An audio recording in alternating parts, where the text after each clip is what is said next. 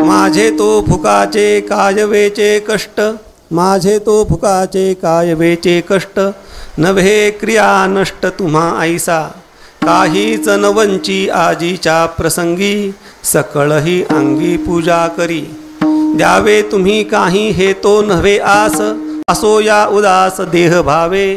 तुका म्हणे माझी मावळली खंती, सर्व काळ चित्ती समाधान, काहीच नवंची आजीच्या प्रसंगी, सकळही अंगी पूजा करे. विठोबा रखुमाई. जय जय रखुमाई. प्रस्तुत हा जो सेवेसाठी घेतलेला अभंग आहे, हा अभंग संतश्रेष्ठ जगद्गुरु तुकोबा यांचा असून या अभंगामध्ये जगद्गुरु तुकोबा यांचा आणि विठ्ठलेशाचा संवाद आहे. मानवी जीवनामध्ये संवादाला फार महत्त्व आहे आणि ज्या दोन व्यक्तींमधला हा संवाद आहे ते दोन व्यक्तीही श्रेष्ठ आहेत. एकीकडे साक्षात जगद्गुरु तुकोबा आहेत आणि एकीकडे साक्षात भगवान आहे. किंबहुना मानवी जीवनातले जर आपल्याला प्रश्न सोडवायचे असतील तर प्रश्न सोडवण्याकरता सगळ्यात महत्त्वाची काय गोष्ट आहे? संवाद. एका मुलांनी त्या फेसबुकवर लिहिलं होतं, काही काही गोष्टी चांगल्या असतात तिथे सुद्धा. बोलून तर बघा. काय बोलून तर बघा म्हणजे काय? संवाद महत्त्वाचा आहे. आणि जगामध्ये जेवढी काही भांडणं आहेत, जेवढे काही वादविवाद आहेत, ते सर्व वादविवाद कशामुळे? म्हणजे 90% वादविवाद हे संवादाच्या अभावामुळे.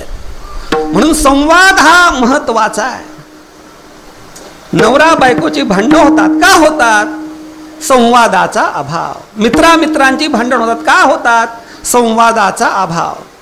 पण एका व्यक्तीने आमच्या मित्रानेच मला सांगितलं, हो तुम्ही सांगता की संवादाच्या अभावामुळे भांडणं होतात, पण मी जेव्हा बोलायला जातो तेव्हाच भांडणं होतात म्हटले. हे कसं काय? त्याची महत्त्वाची गोष्ट आहे. संवाद म्हणजे काय हे नीट लक्षात घेतलं पाहिजे. किंबहुना संवाद या विषयावरती PhD करावी असा हा एक शब्द आहे. किती अभ्यास करा. संवादामध्ये भांडणं का होतात त्याचं कारण आपल्याला सांगतो.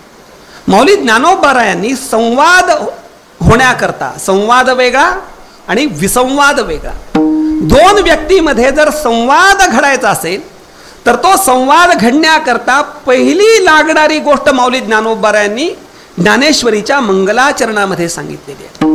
म्हणजे मौली ज्ञानोबा सहज सोप्या गोष्टी सांगतात, पण सोप्या सहज गोष्टी सांगत असतात. त्या गोष्टी अत्यंत मार्मिक तत्वपूर्ण असतात. मौली ज्ञानोबा श्री गणेशाचं स्वरूप सांगताना सांगतात, संवादू तोची दशनू. संवाद म्हणजे काय आहे? दशन आहे. दशन म्हणजे त्या श्री गणेशाचा दात आहे. आणि तो दात कसा आहे? समता शुभ्र वर्णू. तो दात शुभ्र आहे आणि ही शुभ्रता कशाचं द्योतक आहे? समतेचं द्योतक आहे. झाला सरळ अर्थ. मग ह्याच्यातला भाव काय? संवाद तेव्हाच साधला जातो की ज्या वेळेला ज्या दोन व्यक्तीमध्ये संवाद होतोय ते दोन व्यक्ती समान असले पाहिजे, त्यांच्या ठिकाणी समतेचा भाव असला पाहिजे. कीर्तन हे उपदेश आहे का संवाद आहे? डोरले बुवा, संवाद आहे. कीर्तन हा उपदेश नाही आहे. प्रवचन हा उपदेश आहे, पण कीर्तन काय आहे? संवाद आहे. कोणातला संवाद आहे? श्रोता आणि वक्ता यांच्यामधला संवाद आहे. अनेकदा इलाजाने किंवा ना इलाजाने कीर्तनाला जावं लागतं आणि कीर्तनाला गेल्यानंतर ज्यांनी आयोजन केलेलं असतं ते हौशी लोक असतात. मग ते काय करतात? कीर्तनकाराला स्टेज असतं आणि कीर्तनकार स्टेजवर आणि श्रोते खाली. मग त्यांना मी हात जोडून विनंती करतो, बाबांनो, कीर्तन हे स्टेजवरचा परफॉर्मन्स नाही आहे. कीर्तन हा संवाद आहे. म्हणून कीर्तना करताना वक्त्याची आणि श्रोत्याची पातळी एक पाहिजे. कीर्तन हे स्टेजवर करून चालत नाही, कारण की कीर्तन हा संवाद आहे. मग आपल्यामध्ये संवाद का होत नाही? त्याचं कारण असं आहे, ज्याच्याशी आपण संवाद साधतोय तो समोरचा माणूस मूर्ख आहे, त्याला काही कळत नाही, मी शहाणा आहे, अशा प्रकारची भावना आपल्या मनामध्ये असते. म्हणून संवाद साधला जात नाही. नवरा बायकोमध्ये का संवाद साधला जात नाही? कारण सांगतो. नवऱ्याला वाटतं जगातली सगळ्यात मूर्ख स्त्री म्हणजे माझी बायको, आणि बायकोला काय वाटतं जगातला सगळ्यात मूर्ख पुरुष म्हणजे माझा नवरा. म्हणजे दोघांच्या मनामध्ये समतेचा भाव आहे का? अजिबात नाही. म्हणून समतेच्या अभावामुळे त्या ठिकाणी संवाद साधला जात नाही. या ठिकाणी जगद्गुरु तुकोबराय आणि भगवंत यांच्यामधला संवाद आहे, कारण की दोघं समान पातळीवर आहेत. म्हणजे विचाराच्या दृष्टीने समान पातळीवर आहे. श्रीमदाद्य शंकराचार्य सांगतात, त्वयी मयीच्या गण्य माने, तुझा माझा जर आपण विचार करायला गेलो तर ईश्वर आणि भक्त या दृष्टीने मी तुझ्या चिलटा समोरचा चिलट आहे, पण ब्रह्मदृष्टीने जर बघायला गेलो तर तू आणि मी समान आहे. फार मोठी गोष्ट श्रीमदाद्य शंकराचार्य सांगतात. योगायोगाचा असा आहे की कालच मी श्रीमदाद्य शंकराचार्यांची आराध्य देवता शारदांबा तिच्या चरणावर मस्तक ठेवून इथे आलोय. योगायोग आहे असो. तर श्रीमदाद्य शंकराचार्य ज्याप्रमाणे सांगतात की ब्रह्मदृष्टीने आपण दोघं सारखे, त्याप्रमाणे विचारदृष्टीने जगद्गुरु तुकोबराय आणि भगवंत हे समान पातळीवरती आहे. ब्रह्मदृष्टीने दोघंही समान आहेत.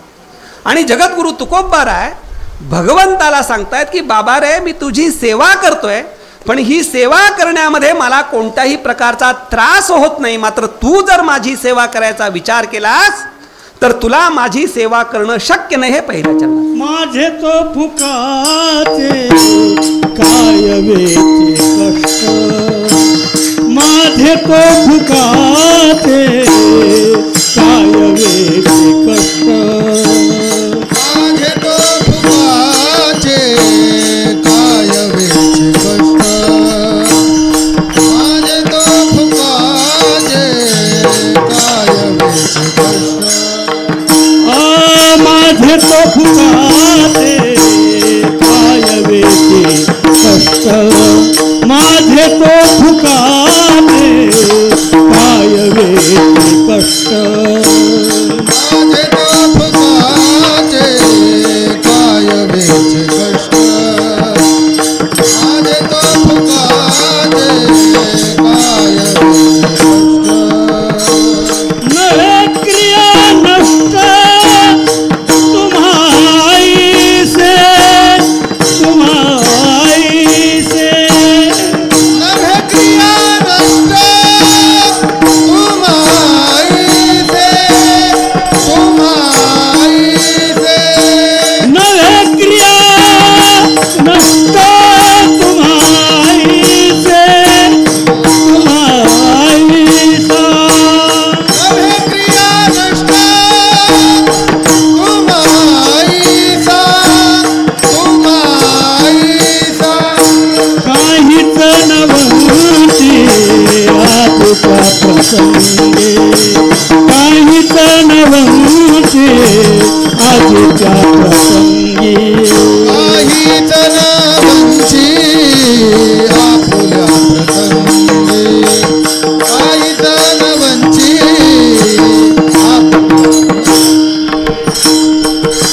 माझे तो फुकाचे, माझे तो फुकाचे काय वेचे कष्ट, माझे तो फुकाचे काय वेचे कष्ट, माझे तो फुकाचे काय वेचे कष्ट,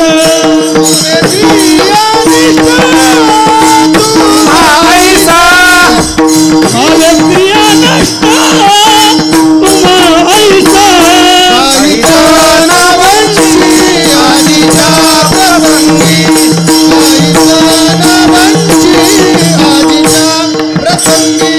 काहीच नवंती आदिता प्रसंगी, काहीच नवंती आदिता प्रसंगी.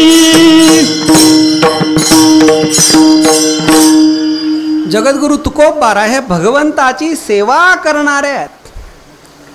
आणि कोणत्याही प्रकारची जर सेवा करायची म्हटली तर सेवा करण्यामध्ये कष्ट आहेत. भगवंत जगद्गुरु तुकोबरायांना म्हणतोय, बाबा तुम्ही माझी सेवा करताय, एवढा कष्ट, एवढा त्रास तुम्ही नका सोसू, एवढे कष्ट तुम्ही नका करू, असं भगवान कोणाला म्हणतायत? जगद्गुरु तुकोबारायांना म्हणतायत. जगद्गुरु तुकोबाराय भगवंताला सांगतायत, भगवंता तुझी सेवा करण्यामध्ये मला कोणत्याही प्रकारचे कष्ट नाहीये, मला तुझी सेवा करण्याकरता कोणत्याही प्रकारचं मोल द्यावं लागत नाहीये. असं का म्हणतायत? हल्ली जर आपण बघायला गेलो जगामध्ये, तर कोणाचीही कष्ट करण्याची तयारी नाहीये, कोणाचीही सेवा करण्याची तयारी नाहीये. आता कुठला कार्यक्रम असेल, तो कोणताही कार्यक्रम करताना किंवा कोणतीही गोष्ट करताना नुसती पैशाने कुठलीच गोष्ट होत नाही. ती गोष्ट करण्याकरता ज्याप्रमाणे पैसा लागतो, त्याप्रमाणे कोणीतरी काम करणारा माणूस लागतो. जेव्हा आपण एखाद्या माणसाला सांगतो की बाबा आमच्याकडे असा असा सप्ताह आहे, तुम्ही 7 दिवस आमच्याकडे राहायला या, तर हल्ली लोक काय म्हणतात, तुम्हाला सप्ताहाकरता किती देणगी पाहिजे तेवढं सांगा, पाहिजे तेवढे आम्ही पैसे तुम्हाला देऊ, पण तिथे येऊन 8 दिवस आम्हाला राहायला सांगू नका. म्हणून कष्ट करण्याची हल्ली कोणाचीही तयारी नाही आहे. पण जगद्गुरु तुकोबाराय सांगतात, मी जी तुझी सेवा करतोय त्या सेवा करण्याकरता मला कोणत्याही प्रकारचं मोल द्यावं लागत नाही, आणि तुझी सेवा करताना मला कष्ट होत नाही. हे कसं काय? सेवा म्हणजे काय? शरीराने झिजलं पाहिजे. मग शरीराने भगवंताची सेवा करताना कष्ट होत नाही, हे कसं काय? त्याचं कारण असं आहे की माणूस जेव्हा आवडीची गोष्ट करतो, ती आवडीची गोष्ट करताना माणसाला कोणत्याही प्रकारचे कष्ट घडत नाही. माऊली ज्ञानोबाराय सांगतात की आवडी आणि लाजवी, व्यसन आणि शिणवी तरी ते काही. आवड आणि लाज, व्यसन आणि कष्ट हे कधीही एकत्र येत नाही.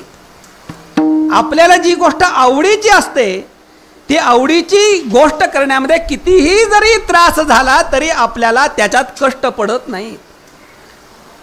सासूरवाडीला जायचंय, काय डोरले बुवा, आवडीचा विषय आहे का नाही? आवडीचा विषय. मग सासूरवाडीला जाताना समजा रिझर्वेशन नाही मिळालं, एसटीत जायला लागलं, चेंगराचेंगरीत जायला लागलं, बसायला शेवटचं सीट मिळालं, आदळत आपटत गेलो, तरी काही कष्ट होतात का? नाही होत, कारण की विषय आवडीचा आहे. आणि पंढरीला जायचं म्हटलं तर किती त्रास, किती त्रास. पण संतांची गोष्ट वेगळी आहे. माझे जीवीची आवडी, हे माझे जीवीची आवडी, माझे जीवीची आवडी, माझे जीवीची आवडी. पंढरपुरा नेईन गुढी, पंढरपुरा नेईन गुढी, पांडुरंगी मन रंगले, पांडुरंगी मन रंगले. पंढरपुरा नेईल गुढी, पंढरपुरा नेईल गुढी, पांडुरंगी मन रंगले, पांडुरंगी. माझे जीवीची आवडी पंढरपुरा नेईल गुढी, पांडुरंगी मन रंगले, पांडुरंगी मन रंगले. माझे जीवीची आवडी पंढरपुरा, पांडुरंगी मन रंगले, पांडुरंगी मन रंगले.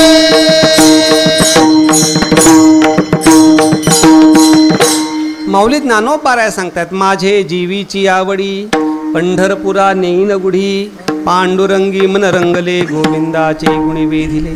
म्हणून जगद्गुरु तुकोबारायांना भगवंताच्या सेवेची काय आवड आहे, आणि आवड असल्यामुळे कष्ट पडत नाही. ज्या माणसाला अभ्यासाची आवड आहे, असा अभ्यासाच्या आवड ज्याला आहे त्या माणसाला कितीही जरी अभ्यास केला तरी काही कष्ट पडतात का? नाही पडत. ज्याला पैशाची आवड आहे, तर पैसे कमवताना कितीही कष्ट पडले तरी त्याला कष्ट वाटतात का? नाही वाटत. त्याप्रमाणे संतांना भगवत सेवेची आवड आहे आणि जी गोष्ट आपल्याला आवडते ती गोष्ट जर आपण मनोभावे केली तर त्याच्यामध्ये कोणत्याही प्रकारचे कष्ट पडत नाहीत. पंचदशीमध्ये विद्यारण्य सरस्वती सांगतात, सहनम सर्व दुःखानां अप्रतिकारपूर्वकम चिंताविलापरहितम सा तितिक्षा निगद्यते. तितिक्षा म्हणजे काय की दुःखांना अप्रतिकारपूर्वक आनंदाने सहन करणं. त्याप्रमाणे भगवत सेवा करताना कितीही कष्ट पडले तरी ते कष्ट वाटत नाहीत, कारण की ती आवडीने केलेली गोष्ट आहे. म्हणून सेवा करताना जर ती मनोभावे केली, तुझी सेवा करीन मनोभावे हो, तुझी सेवा करीन मनोभावे हो, तुझी सेवा करीन मनोभावे हो, तुझी सेवा करीन मनोभावे. माझे मन गोविंदी रंगले हो, माझे मन गोविंदी रंगले रंगले रंगले हो. नवसी माझे नवसी हो, नवसी माझे नवसी हो. गोविंदे रंगले हो, माझे मन गोविंदे रंगले रंगले रंगले हो. नवसी माझे नवसी हो, नवसी माझे नवसी जी गोष्ट मनापासून आवडीने केली असते त्यात कोणत्याही प्रकारचे कष्ट पडत नाहीत. म्हणून जगद्गुरु तुकोबाराय सांगतात, माझे तो फुकाचे कायवेचे कष्ट. मग पुढे असा एक प्रश्न निर्माण होतो की भगवंताला जगद्गुरु तुकोबारायांच्या कष्टाबद्दल एवढा विचार का वाटतोय? भगवंताला अरे बापरे हे एवढं अवघड का करतात असं का वाटतं? त्याची कारण असं आहे की एक नियम आहे, जी गोष्ट आपल्याला करता येत नाही ती गोष्ट आपल्याला अवघड वाटते. तुम्हाला गाडी चालवता येते का डोरले बुवा? 4 चाकी गाडी चालवता येते का? मग जेव्हा दुसरा माणूस गाडी चालवतो तेव्हा तुम्हाला काय वाटतं? अरे बापरे काय कमाल आहे. आणि ज्याला गाडी चालवता येते त्याला काय किरकोळ, तो झोपेत पण गाडी चालवतो. म्हणजे जी गोष्ट आपल्याला करता येत नाही त्याच्याबद्दल आपल्याला ती फार अवघड आहे असं वाटतं. मग भगवंताला हे अवघड आहे, जगद्गुरु तुकोबाराय हे करतात हे फार कौतुकास्पद आहे असं का वाटतं? त्याचं कारण आहे, नव्हे क्रिया नष्ट तुम्हा ऐसा. जगद्गुरु तुकोबाराय सांगतात, हे भगवंता मी तुझ्यासारखा क्रिया नष्ट नाही आहे. तू क्रिया नष्ट आहेस म्हणून तुला हे अवघड वाटतं, पण मी क्रिया नष्ट नसल्यामुळे मला हे अवघड वाटत नाही. मग क्रिया नष्ट म्हणजे नेमकं काय? तर क्रिया नष्ट म्हणजे ज्याला कोणत्याही प्रकारची क्रिया करता येत नाही. भगवंताला क्रिया करता येत नाही म्हणजे नेमकं काय? तर भगवंत कसा आहे? अक्रिय आहे. क्रिया करण्याकरता अवयव पाहिजेत. भगवंताला अवयव आहेत का? अजिबात. रंग नाही, रूप नाही, नाही वर्ण छाया, निराकार निर्गुण रे तू चिरघुराया. अशा प्रकारचा तो भगवान आहे. म्हणजे भगवंताला तो त्याला पांगळा आहे, त्याला हात नाही, त्याला डोळे नाही, त्याला कान नाही, कोणत्याही प्रकारचा त्याला अवयव नाही. म्हणून भगवंत कसा आहे? निरवयव स्वरूपाचा आहे. आणि भगवंताच्या निरवयवतेमुळे त्याला क्रिया करता येणं शक्य नाही, म्हणून तो कसा आहे? क्रिया नष्ट आहे. दुसरा भाव असा आहे की व्यापकात क्रिया घडत नाही. भगवंत कसा आहे? व्यापक आहे. आणि भगवंत हा व्यापक असल्यामुळे भगवंताला कोणत्याही प्रकारची क्रिया करता येत नाही. थोडासा सिद्धांत अवघड आहे. त्याच्याकरता ब्रह्मलीन दादांची एक गोष्ट सांगतो म्हणजे तुम्हाला लगेच समजेल. दादांनी आपल्या आश्रमात पाठामध्ये हाच सिद्धांत सांगितला. काय सिद्धांत सांगितला? व्यापकात क्रिया घडत नाही. एक बाई त्या ठिकाणी बसल्या होत्या आणि त्यांनी पाठ झाल्यानंतर दादांना विचारलं, दादा व्यापकात क्रिया घडत नाही असं काही तुम्ही सांगितलं, ते काही मला कळलं नाही हो, मला काही समजलं नाही, तेव्हा मला कृपा करून समजून सांगा.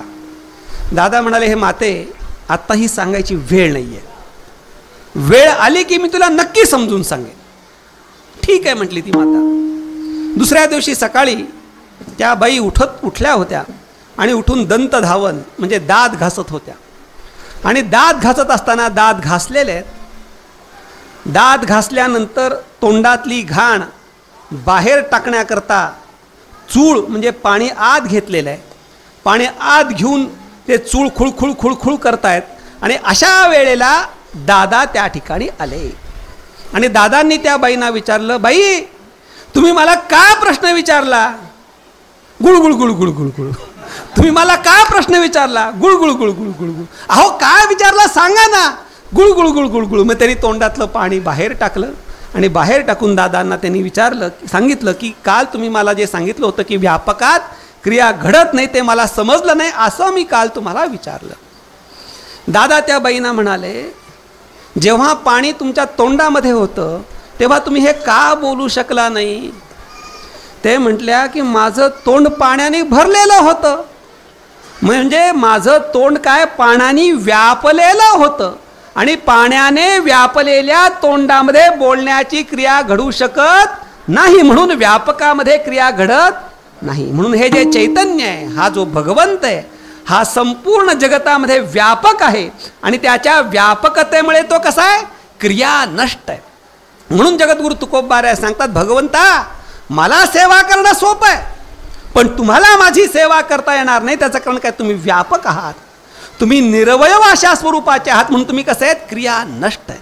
आणि जेव्हा मी तुमची सेवा करणार आहे तर ती सेवा करताना मी तुमची कशी सेवा करणार आहे हे महाराज दुसऱ्या चरणात सांगतात. काहीत नवंची आजीच्या प्रसंगी, काहीत नवंची आजीच्या प्रसंगी, काहीत नवंची आजीच्या प्रसंगी, काहीत नवंची आजीच्या प्रसंगी, सकळ ही अंगी पूजा करी, सकळ ही अंगी पूजा करी, पूजा करी, पूजा करी. काहीत नवंची आजीच्या प्रसंगी, काहीत नवंची आजीच्या प्रसंगी, काहीत अंगी पूजा करी, सकळ ही अंगी पूजा करी, पूजा करी, पूजा करी. काहीत नवंचे आजीच्या प्रसंगी, काहीत नवंचे आजीच्या प्रसंगी.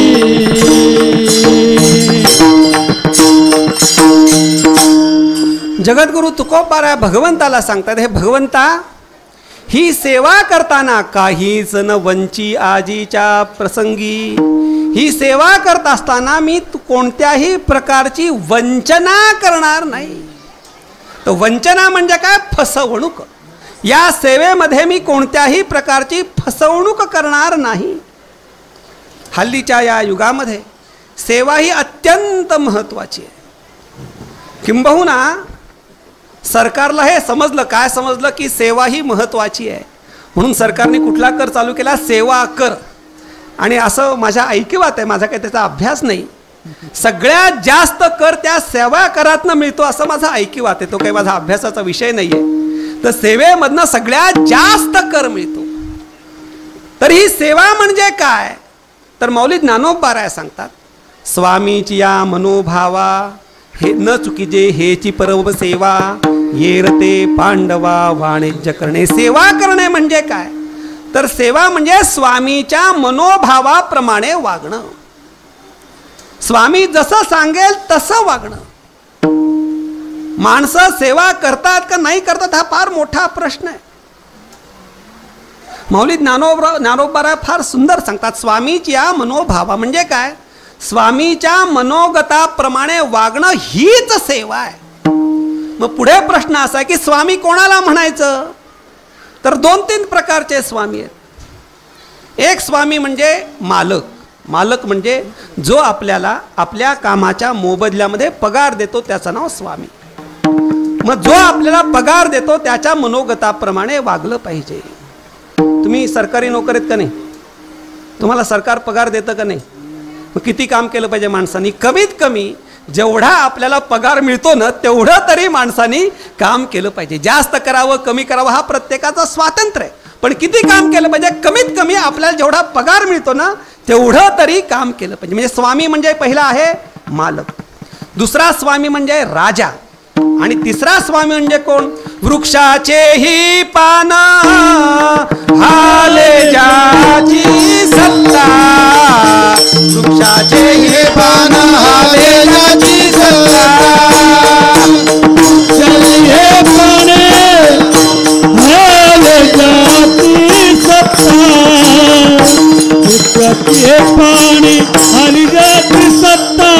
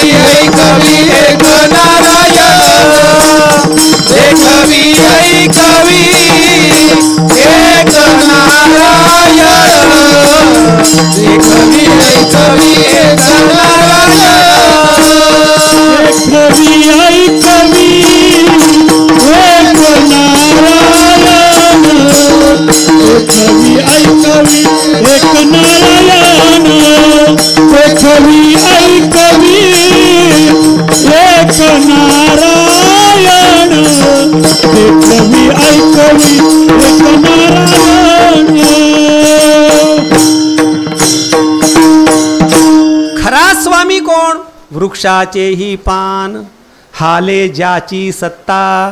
राहिली अहंता मग कोठे देखवी ऐकवी एक नारायण तयाचे भजन चुको नको.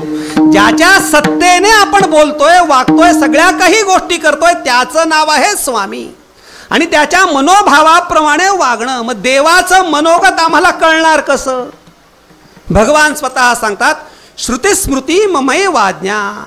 श्रुती आणि स्मृती या माझ्या आज्ञा आहेत. म्हणजे वेद ज्याप्रमाणे सांगतो संत ज्याप्रमाणे सांगतात तर संत सांगतात ते काय आहेत भगवंताची आज्ञा आहे आणि संत सांगतील त्याप्रमाणे आपण वागणं ही परमसेवा आहे. आणि अशा प्रकारे जो वागत नाही ते बाकीचं काय येरते पांडवा वाणिज्य करणे. बाकीचं सगळं काय वाणिज्य आहे. तर वाणिज्य म्हणजे काय तर वाणिज्य या शब्दाचा अर्थ साधारणपणे कॉमर्स किंवा व्यापार. आता त्या वाणिज्याबद्दल डिग्री मिळते ना BCom म्हणजे काय बॅचलर ऑफ कॉमर्स म्हणजे वाणिज्यामधला हा बॅचलर आहे स्नातक आहे. तर वाणिज्य या शब्दाचा अर्थ काय व्यापार पण वाणिज्य या शब्दाचा अर्थ व्यापार नाही. त्याचं कारण तुम्हाला सांगतो. काही काही वेळेला काय होतं की मराठी शब्दाचा योग्य अर्थ कळण्याकरता इंग्रजी डिक्शनरी बघावी लागते बऱ्याचदा. तर वाणिज्य हा जो शब्द आहे तर मराठी सगळ्या डिक्शनरीमध्ये वाणिज्य शब्दाचा अर्थ व्यापार आहे. पण एक संस्कृत इंटू इंग्रजी डिक्शनरी आपल्या आश्रमामध्ये तर या संस्कृत इंटू इंग्रजी डिक्शनरीमध्ये वाणिज्य या शब्दाचा अर्थ चीटिंग फसवणूक असा दिलेला आहे. म्हणून परमसेवा म्हणजे भगवंताच्या मनोगताप्रमाणे न वागणं हे काय फसवणूक आहे. ही सगळी चीटिंग आहे. म्हणून मी जी तुमची सेवा करणार आहे त्या सेवेमध्ये मी कोणत्याही प्रकारची वंचना करणार नाही. सेवेमध्ये बऱ्याच प्रकारची वंचना केली जाते. अनुभव सगळ्यांना असेल. समजा एखाद्याला सांगितलं काम नीट कर, म्हटलं की ते टाइमपास करत दिवसभर एकाच पट्टीवरती रंग देत बसतो.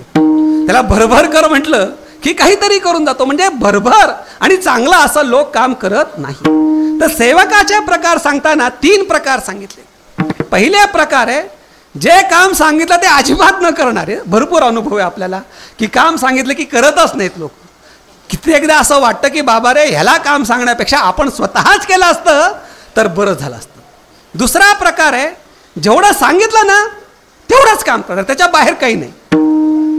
एकदा काय झालं, एक सासूबाईंनी तिच्या सुनेला सांगितलं, बाई एवढं चुलीवर किंवा गॅसवरती दूध ठेवलंय तेवढं तू बघ बरं का. आणि सासूबाई देवाच्या दर्शनाला गेल्या. देवाच्या दर्शनाला गेल्या, परत आल्या आणि आल्यानंतर बघतात तर ते सगळं दूध उतू गेलं होतं. आणि उतू गेलेलं दूध मांजरीने पिऊन टाकलं होतं. सासूबाईने सुनबाईने विचारलं, मी तुला काय सांगितलं होतं ग, दुधाकडे बघ तेवढा. हो, मी दुधाकडे बघतच होते. दूध उतू गेलं, सांडून गेलं, मांजर पिऊन गेलं, मी सगळं बघितलं. अरे हा अर्थ आहे का बाबा? तिथे नाही. म्हणून काही लोक असे आहेत की सांगितलेलं तेवढंच काम करणार आहेत. आणि काही लोक असे आहेत, काही सेवक असे आहेत की ते सेवक जे सांगितलं ते काम करतातच, पण त्याच्या आजूबाजूची पण काम करतात. सेवक ही सेवन एक भक्ती आहे बरं का. सेवन करणं ही सुद्धा भगवंताची भक्ती आहे. कालचीच गोष्ट तुम्हाला सांगतो. म्हणजे मध्वाचार्यांचं त्या उडुपीला मंदिर आहे आणि त्या ठिकाणी दर्शनाला गेल्यानंतर माझं ते स्वामीजींचा परिचय असल्यामुळे जवळून दर्शन झालं. तर त्या ठिकाणी दर्शन घेताना कोणीही जरी आला तर ती एक खिडकी आहे आणि त्या खिडकीला 9 दारं आहेत. तर त्यांना म्हटलं 9च दारं का? ते म्हणल्या, हो, ही नवविधा भक्ती आहे ना, ज्याचा जो अधिकार आहे त्यांनी त्या दारातनं भगवंताकडे बघायचं, म्हणून ती 9 दारं आहेत. तर ही सेवन ही भगवंताची भक्ती आहे. आणि खरा सेवक कोण? की जो सेवक सांगितलेलं काम करतोच पण त्याच्या आजूबाजूचीही काम करतो. तर सेवन भक्तीमध्ये सगळ्यात श्रेष्ठ कोण? हनुमंतराय. तर हनुमंतरायाला काय काम सांगितलं होतं? तर हनुमंतरायाला काम सांगितलं होतं की तू या समुद्राच्या पलीकडे जाऊन, बऱ्याच कथा भाग आहे, त्यांना स्वतःची शक्ती आठवत नव्हती वगैरे वगैरे, आठवण करून दिली, पण पलीकडे जाऊन तू सीतेला शोधून आण, असं कोणाला सांगितलं? हनुमंतरायाला सांगितलं. हनुमंतराय तिथे गेले. गेल्यानंतर सगळीकडे बघितलं तर अशोकवनामध्ये माता सीता बसलेली होती. माता सीतेला बघितलं. काम संपलं का नाही हनुमंताचं? काय काम होतं की सीता कुठे आहे तेवढंच बघून बॅक टू पॅव्हेलियन, म्हणजे घरी आता परत यायचं. मग हनुमंतराय घरी परत आले का नाही आले? तर हनुमंतरायाने काय केलं, ते सगळं अशोकवनाची नासधूस केली. कशा करता नासधूस केली? तर हनुमंतरायाला रावणाला भेटायचं होतं. राजा कोणाला पटकन भेटतो? चांगल्या माणसाला भेटतो का गुन्हेगाराला भेटतो? राजा चांगल्या माणसाला पटकन कितीही अपॉइंटमेंट घेतले तरी राजा भेटत नाही, गुन्हेगाराला पटकन भेटतो. का? फाशीची शिक्षा झालेल्या माणसाला अर्ज कोणाकडे जातो? राष्ट्रपतीकडे. मग आपल्याला पटकन राष्ट्रपती भेटतो का ज्याला फाशीची शिक्षा झाली त्याला भेटतो? ज्याला फाशीची शिक्षा झाली त्याला भेटतो. हनुमंतरायाला माहिती होतं की आपल्याला रावणाला जर भेटायचं असेल तर सरळ मार्गाने आपल्याला रावण भेटणार, काहीतरी आपण दुष्कृत्य केलं पाहिजे, त्याशिवाय रावण भेटणार नाही. मग त्यांनी अशोकवन वगैरे बराच कथा बघे. मग कशा करता रावणाला भेटायचं? त्याचं कारण असं आहे की रावण हा बऱ्या बोलानं सीता मातेला परत देणार नाही, हे हनुमंतरायांना माहिती होतं. आणि हनुमंताशी आपल्याला युद्ध करावं लागणार आहे. मग ज्याच्याशी युद्ध करायचं आहे त्याची शक्ती आपल्याला व्यवस्थित माहिती पाहिजे. जर समोरच्याची शक्ती माहीत नसताना आपण जर युद्ध करायला गेलो तर युद्धामध्ये आपण यशस्वी होत नाही. तुम्ही युद्धांचे इतिहास बघा. अमेरिका व्हिएतनाममध्ये गेली, यशस्वी होऊ शकली नाही. का? तिला शक्ती माहिती नव्हती. आता कोणाचं युद्ध चाललंय? रशिया आणि युक्रेन. रशिया अगदी जीव तोडून प्रयत्न करते तरी यशस्वी होऊ शकत नाही, कारण युक्रेनची शक्ती काय हे त्यांनी पहिल्यांदा आडाखा घेतलाच नाही ना. तर युद्ध करण्यापूर्वी ज्याच्याशी आपल्याला युद्ध करायचंय त्याची शक्ती आपल्याला ज्ञात पाहिजे. मग अशा माणसाला प्रत्यक्ष बघितलं पाहिजे. मग रावणाला युद्ध करण्याकरता त्याची शक्ती किती आहे, तो कसा आहे, काय आहे, त्याच्याकडे कोणकोणते वीर आहेत हे सगळं ज्ञात होण्याकरता हनुमंतरायांनी अशोकवनाची नासधूस करून रावणाची भेट घेतली. मग काम काय होतं? फक्त सीता शोधन करण्याचं कार्य होतं, पण आजूबाजूचंही कार्य त्या ठिकाणी केलं. अशा प्रकारची सेवा करणे म्हणजे वंचना न करता सेवा करणे. हे भगवंता, मग तुझी जी सेवा करणार आहे ती सेवा म्हणजे काय? तुझ्या मनोगताप्रमाणे जी मी वागणार आहे त्याच्यामध्ये कोणत्याही प्रकारची मी वंचना करणार नाही. मग कशी सेवा करणार? सकळ ही अंगी पूजा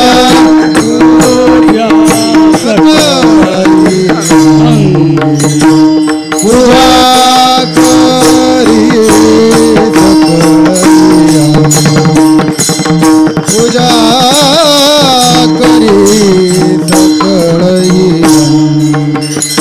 काहीच न वंची आईच्या प्रसंगी, काहीच न वंची आजीच्या प्रसंगी, काहीच न वंची आईच्या प्रसंगी, काहीच न वंची आजीच्या प्रसंगी, सकळही अंगी पूजा करी, सकळही अंगी पूजा करी, सकळही अंगी पूजा करी, सकळही अंगी.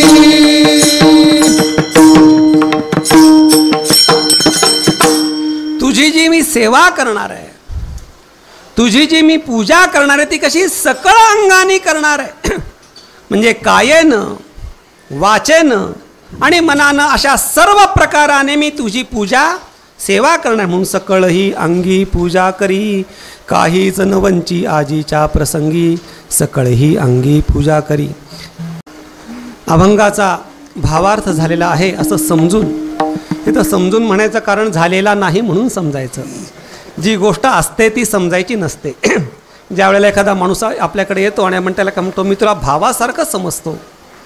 आपण आपल्या खऱ्या भावाला कधी म्हणतो का मी तुला भावासारखं समजतो? म्हणजे आपण जेव्हा त्याला म्हणतो की मी तुला भावासारखं समजतो तेव्हा त्याला काय सांगायचं असतं? तू माझा भाऊ नाहीस हे सांगायचं असतं. त्याप्रमाणे अभंगाचा भावार्थ झालेला नाही तरीसुद्धा झालेला आहे असं समजून आपण संप्रदायपूर्वक भजन करू आणि राहिलेल्या अर्ध्या तासाच्या वेळेमध्ये राहिलेल्या 2 चरणांचा विचार करून आपण ही सेवा पूर्ण करू.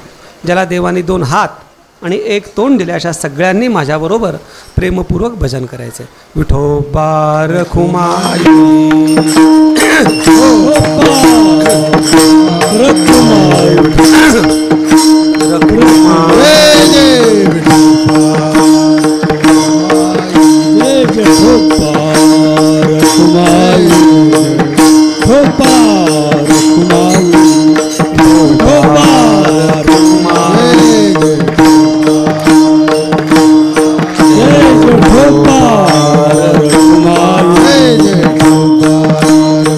Kumar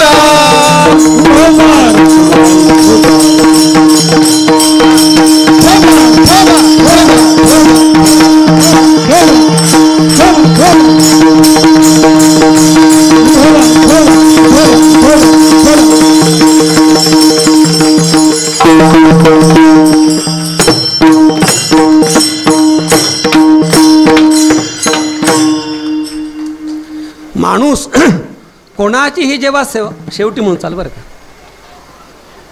माणूस जेव्हा कोणाचीही सेवा करतो तेव्हा सेवा करत असताना त्या सेवेच्या मागे काहीतरी उद्देश असतो.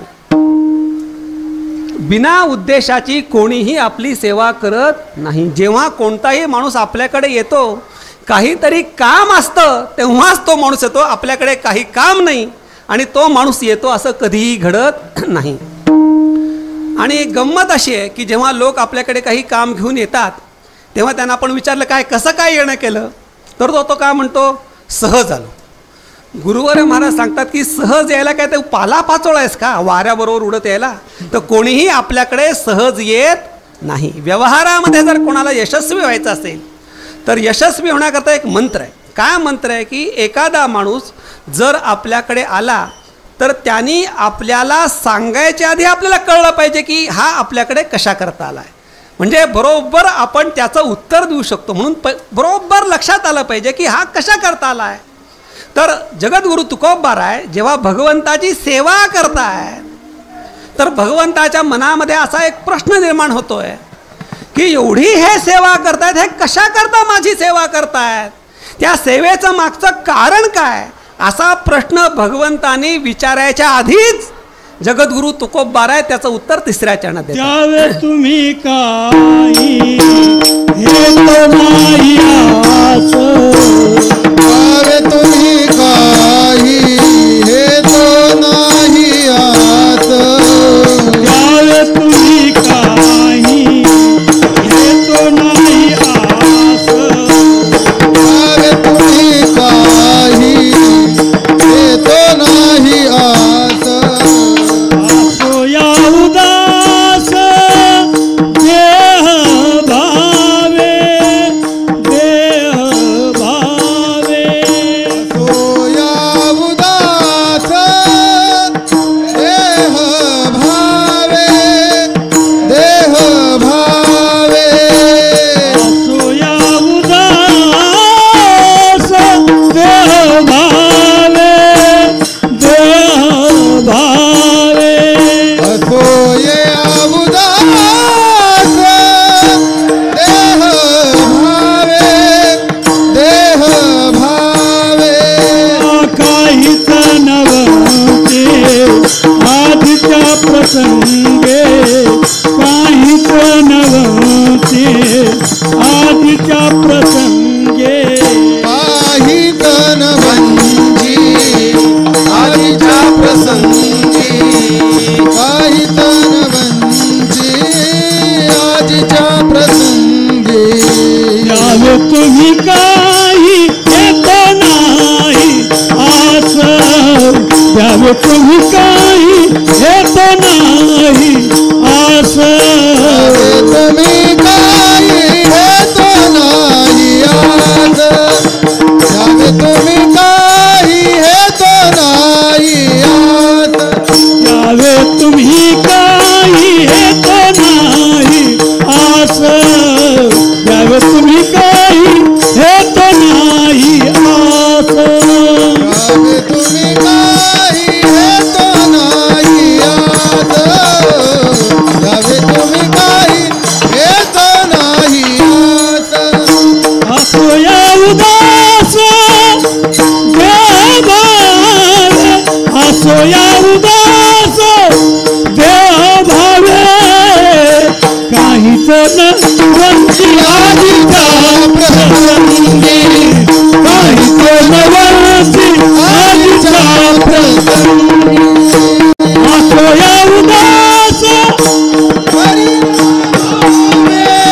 असोया उदास देह भावे, काही जणवांची आजीच्या प्रसंगी, काही जणवांची आजीच्या प्रसंगी, आजीच्या प्रसंगी. जगद्गुरु तुकोबारायांना भगवंताकडे नेमकं काय पाहिजे की त्या जे पूर्ण भावाने म्हणजे तनु मनु जीवानं भगवंताची सेवा करतायत तेव्हा भगवंताकडनं जगद्गुरु तुकोबारायांना नेमकं काय पाहिजे. तुकोबाराय सांगतात द्यावे तुम्ही काही हे तो नव्हे आस. तुम्ही मला काही द्यावं अशी माझ्या मनामध्ये कोणत्याही प्रकारची आकांक्षा इच्छा नाहीये. असं का आहे?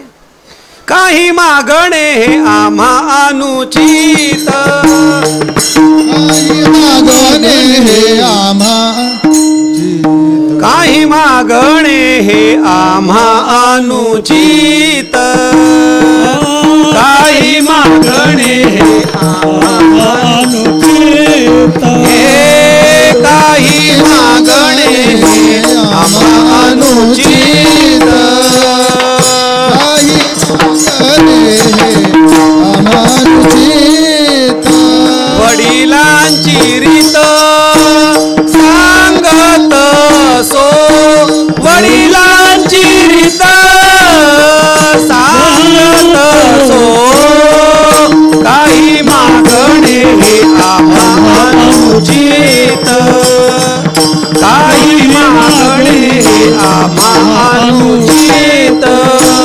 वडिलांची रीत सांगत सो, वडिलांची रीत सांगत सो, काही मागणे हे आम्हा अनुचित, काही मागणे हे आम्हा अनुचित.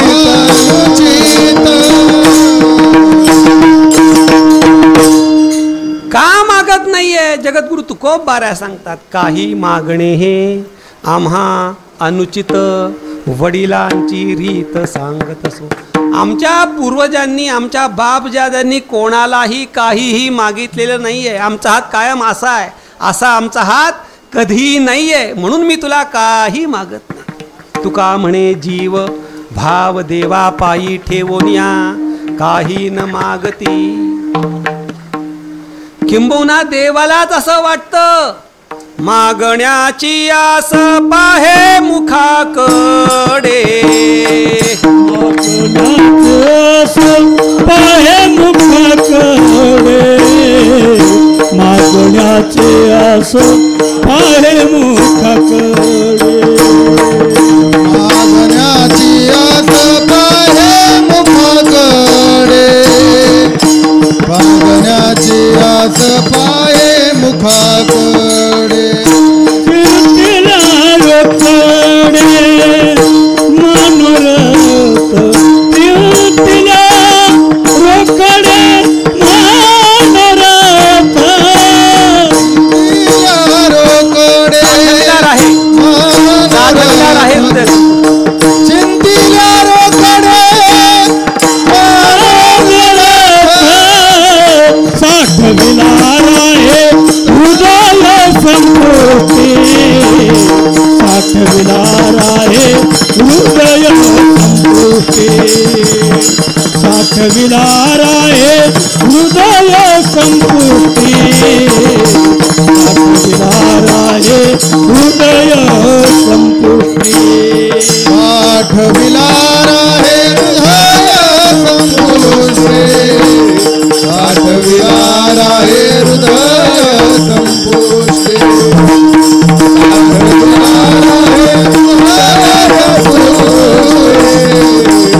संपुष्टे, आठविलार आहे हृदय संपुष्टे.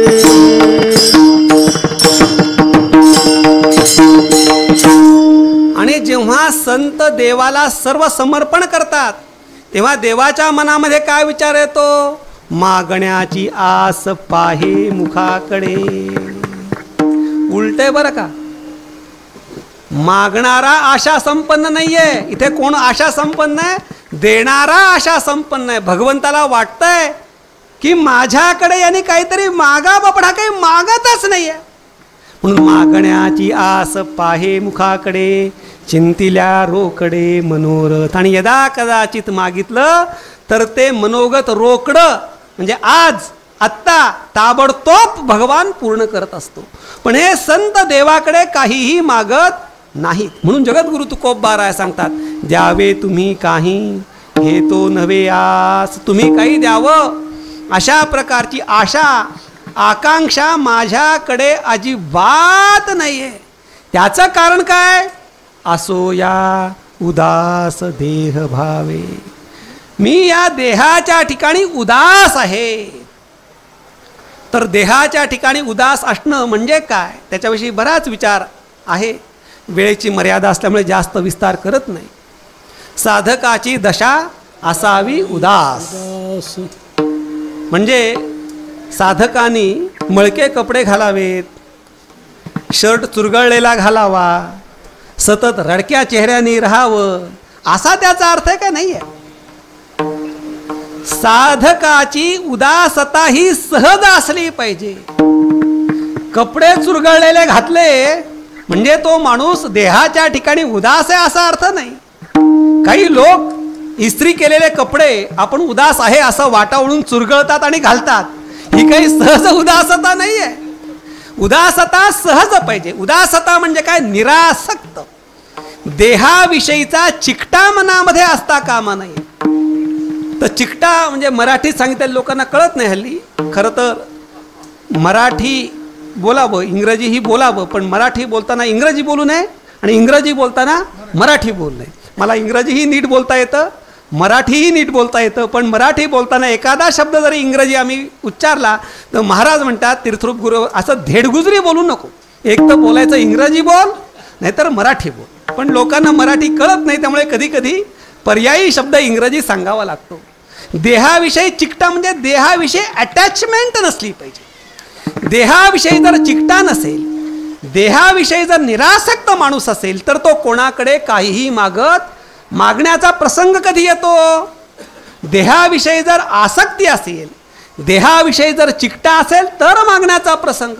देहाविषयी जर चिकटा नाम आसक्ती नसेल तर मागण्याचा प्रसंग कधीही येत नाही. जगद्गुरु तुकोबा राय सांगतात, या देहाच्या विषयी माझ्या अंतःकरणामध्ये, माझ्या मनामध्ये कोणत्याही प्रकारची आसक्ती नाही आहे. देहाविषयी माझ्या मनामध्ये चिकटा नाही, कारण मला माहिती आहे देह हे काळाचे धन.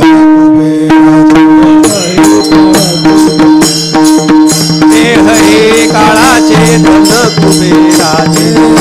काळाचे धन कुबेराचे. येथे मनुष्याचे काय आहे. येथे मनुष्याचे काय आहे. देह हे काळाचे धन कुबेराचे. येथे मनुष्याचे काय आहे. किंवा हे तव काळाचे भातुके. देह हे काय, काळाचं भातुक म्हणजे देह, काळाचं काय खाद्य. म्हणून जगद्गुरु तुकोबा राय सांगतात की माझ्या अंतःकरणामध्ये, माझ्या मनामध्ये देहाविषयी यत्किंचितही चिकटा नाम आसक्ती नाही. म्हणून तुम्ही मला काही द्यावं अशा प्रकारची आशा आकांक्षा माझ्या मनामध्ये किंचितही नाही. आणि जो माणूस निरासक्त असतो, ज्याच्या मनामध्ये आसक्ती नसते, तो कायम सुखी असतो. सुखी राहण्याकरता माणसाने निरासक्त झालं पाहिजे. थोडंसं सोप्या शब्दामध्ये सांगतो की सुखी कोण जगामध्ये, जो निरासक्त आहे तो. जाऊ द्या, निरासक्त होणं फार अवघड आहे. माऊली ज्ञानोबा राय सांगतात, विठोबा रखुमाई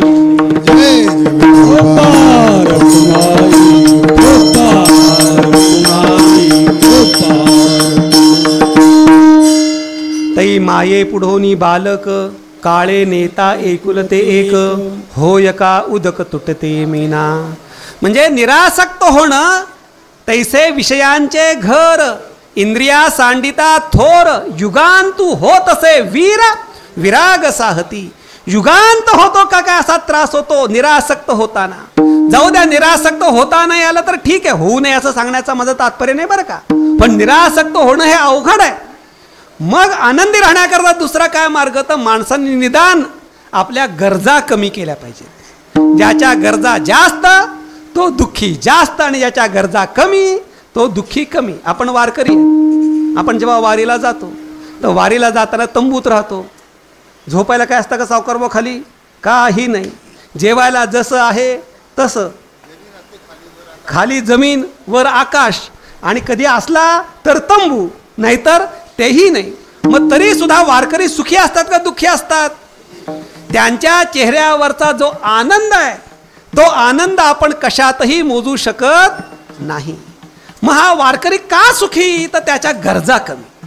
जेवढ्या गरजा जास्त तेवढी दुःख जास्त. म्हणून माणसाला जर सुखी राहायचं असेल तर काय केलं पाहिजे? गरजा कमी केल्या पाहिजेत आणि सरते शेवटी जाऊन माणसाने निरासक्त झालं पाहिजे. आणि जगद्गुरु तुकोबाराय सांगतात, माझ्या या निरासक्ततेमुळे, तुझ्या केलेल्या सेवेमुळे माझ्या जीवनामध्ये जो काही झालेला परिणाम, तो परिणाम जगद्गुरु तुकोबाराय शेवटच्या चरणात. तुका म्हणे माझी निरासली खंती, तुका म्हणे माझी मावळली खंती, तुका म्हणे माझी मावळली खंती, तुका म्हणे माझी मावळली खंती, तुका म्हणे माझी मावळली खंती, तुका म्हणे माझी मावळली खंती, तुका म्हणे माझी मावळली खंती, तुका म्हणे माझी मावळली खंती, समाधानाची ती सर्व काळ, समाधानाची ती सर्व काळ, काही कमी ना प्रसंगी काही तनवंची आजीच्या प्रसंगी, समाधान चित्ते सर्व काळ, समाधान चित्ते सर्व काळ, काही तनवंची आजच्या प्रसंगे, काही तनवंची आजच्या प्रसंगी.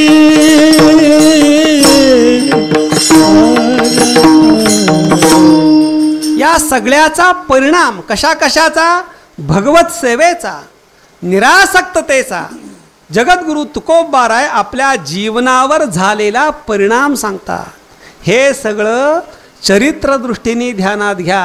जगद्गुरु तुकोबारायांची खंती निवृत्त झाली असं काही घडलेलं नाही. एकतर त्या भूमिकेतनं जगद्गुरु तुकोबाराय सांगतायत किंवा चरित्रदृष्टीने हे ध्यानात घ्या. काय सांगतात? तुका म्हणे माझी मावळली खंती, खंती नाम चिंता, माझी सर्व प्रकारची चिंता निवृत्त झाली.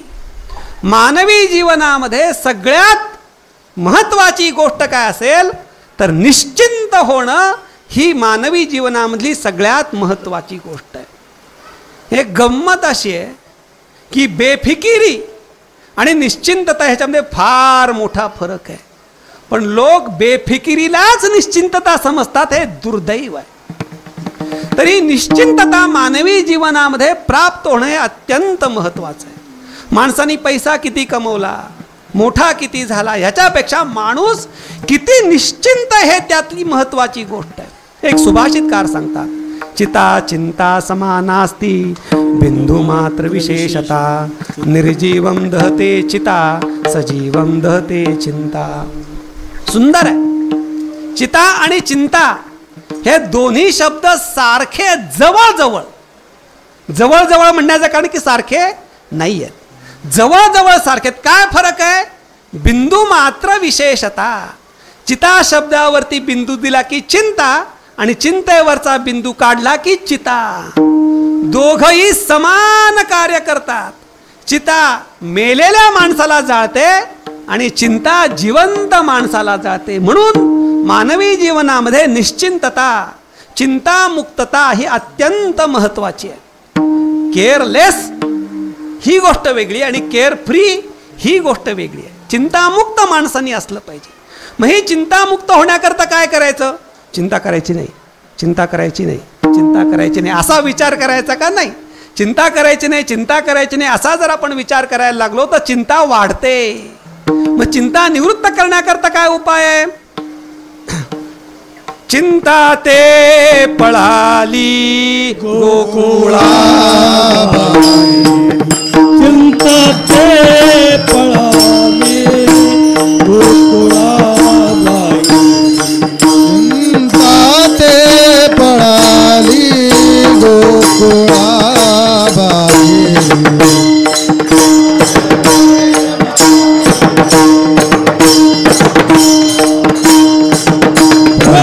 भितरी केला देवे प्रवेश भितरी केला देवे माझिवाणी तुझे वर्णी गुण माझिवाणी तुझे वर्णी गुण माझिवाणी तुझे वर्णी गुण माझिवाणी तुझे वर्णी गुण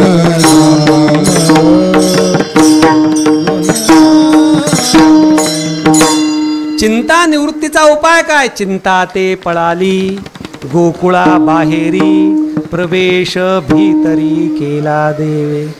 चिंता गोकुळाच्या बाहेर पळाली. गोकुळ म्हणजे काय? गो नाम इंद्रिय आणि कुल नाम समूह. गोकुळ म्हणजे इंद्रियांचा, समूह म्हणजे आपला देह. आपल्या अंतःकरणातली आपल्या मनातली चिंता जर दूर जायची असेल तर काय केलं पाहिजे? प्रवेश भीतरी केला देवे. आपल्या अंतःकरणामध्ये भगवंताची जर आत्मत्वाने अभिव्यक्ती होईल तर भगवंताची आत्मत्वाने अभिव्यक्ती झाल्यानंतर चिंता दूर होते. चिंता दूर करण्याकरता प्रयत्न करण्याची आवश्यकता नाही. चिंता दूर करण्याकरता काय केलं पाहिजे? भगवंताची आपल्या अंतःकरणामध्ये आत्मत्वाने अभिव्यक्ती केली पाहिजे. आणि जर आत्मत्वाने अभिव्यक्ती होईल तर जगद्गुरु तुकोबाराय सांगतात त्याप्रमाणे तुका म्हणे माझी मावळली खंती. आणि ही खंती नाम चिंता निवृत्त झाल्याचा परिणाम काय? सर्व काळची समाधान सर्व काळची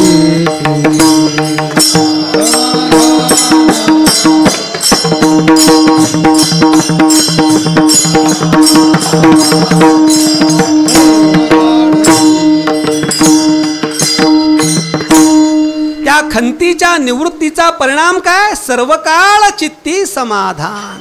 माझ्या अंतःकरणामध्ये सर्व काळ समाधान आहे. आपण समाधानी असतो का नसतो? काय डोरले बुवा, हो का नाही? हां हो. काय विद्याधरजी? नक्की असतो, पण तात्पुरते समाधानी असतो. सर्व काळ समाधान आपल्याला मिळत नाही. समाधान क्षणभंगुर आहे आपलं. समजा आपण गाडी घेतली, कितीची? 2 कोटी 4 कोटी काय असतील त्या किमतीची गाडी घेतली. त्या गाडी घेतल्याचं समाधान कुठपर्यंत आहे? जोपर्यंत त्याच्यापेक्षा भारी गाडी बघत नाही तोपर्यंत. त्याच्यापेक्षा भारी गाडी बघितली की आपण घेतलेल्या गाडीचं समाधान संपलं. म्हणून आपल्याला मिळणारं समाधान हे तात्कालिक आहे, तात्पुरतं आहे. मग सर्व काळ चित्ती समाधान जर आपल्याला ठेवायचं असेल तर भगवंताची आत्मत्वाने आपल्या अंतःकरणामध्ये अभिव्यक्ती झाली पाहिजे. आणि ही अभिव्यक्ती होण्याकरता काय केलं पाहिजे? काहीच नवंची आजीच्या प्रसंगी. भगवंताची सेवा करताना सकळ भावाने भगवंताची सेवा केली पाहिजे. सर्व भावाने सेवा करून भगवंताकडे काही मागितलं न पाहिजे. आणि अशा प्रकारानं जर आपण भगवंताची सेवा करू, भगवंताशी संवाद साधू, तर आपल्याला सदा सर्वदा समाधानाची प्राप्ती होईल. म्हणून मानवी जीवनामध्ये सगळ्यात अंतिम साध्य काय असेल तर समाधानाची प्राप्ती हे अंतिम साध्य आहे. आणि समाधान प्राप्ती करता आपण जे जे प्रयत्न करतो ते प्रयत्न सफल होत नाहीत, कारण की समाधानाकरता लागणारे खरे प्रयत्न आपण करत नाही. म्हणून आपल्या अंतःकरणामध्ये त्या योग्य प्रयत्नांच्या द्वारे भगवंताची अभिव्यक्ती होऊन आपल्या सर्वांना समाधान प्राप्त व्हावं अशी त्या रुक्मिणी प्राणसंजीवनी श्री विठ्ठलेशाच्या चरणी, माऊली ज्ञानोबारायांच्या चरणी, शांती ब्रह्मश्री एकनाथ महाराजांच्या चरणी प्रार्थना करतो. या चिंतनामध्ये जे काही योग्य आहे, शास्त्र संवादी आहे, सुष्ठू आहे, ते माझ्या तीर्थरूप सद्गुरूंचं आहे, माझ्या सद्गुरू परंपरेचं आहे. जे असुष्ठू चूक आहे ते माझ्या या मनुष्यबुद्धीकृत दोषातलं आहे. आपण सर्व ज्ञाते निरक्षीर विवेक संपन्न श्रोते आहात, त्यामुळे जे काही योग्य आहे त्याचा आपण अंगीकार करावा, स्वीकार करावा. जे चुकीचं आहे ते माझं माझ्यापाशी राहू द्यावं. माझ्या उलट्या अंबारीत नाम माधुकरीच्या झोळीत ते टाकावं, म्हणजे तीर्थरूप गुरुवर महाराजांच्या चरणी बसून मला त्याच्यामध्ये दुरुस्ती करता येईल. एवढं सांगून मी माझ्या सेवेला विराम देतो. ज्ञानेश्वर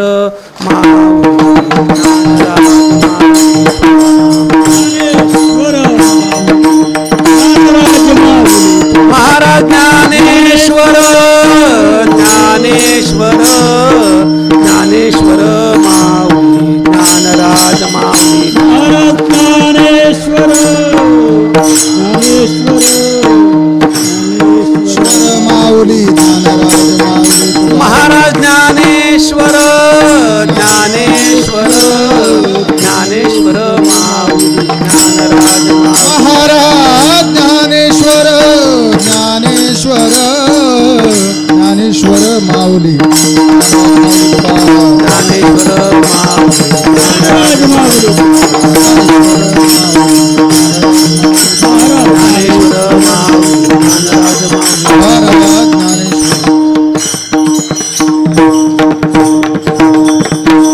तुका म्हणे माझी मावळली खंती, तुका म्हणे माझी मावळली खंती, तुका म्हणे माझी मावळली खंती, तुका म्हणे माझी मावळली खंती, तुका म्हणे माझी मावळली खंती, तुका म्हणे माझी मावळली खंती, तुका म्हणे माझी मावळली खंती, तुका म्हणे माझी मावळली खंती.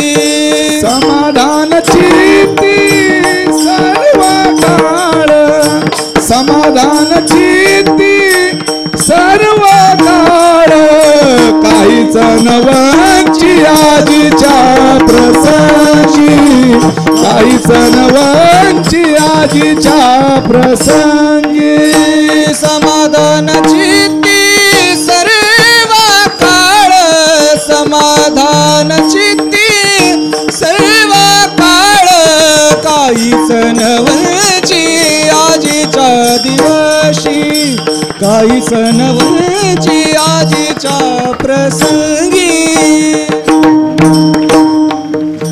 सकळही अंगी पूजा करी, सकळही अंगी पूजा करी, सकळही अंगी सकळ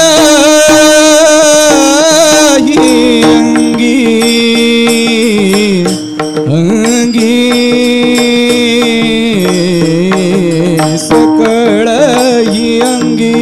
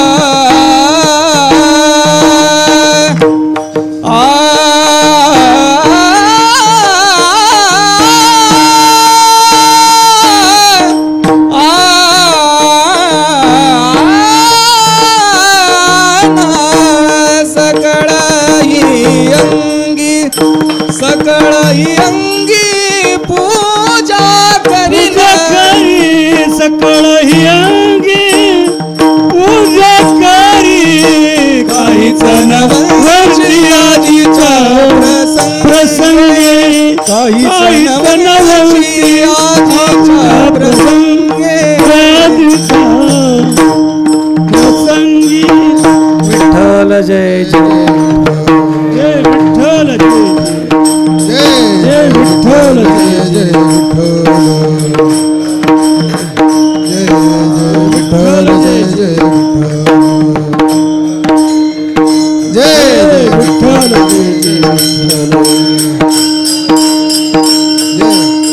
बोली जय पुरे वेडी वाकुरी करा क्षमा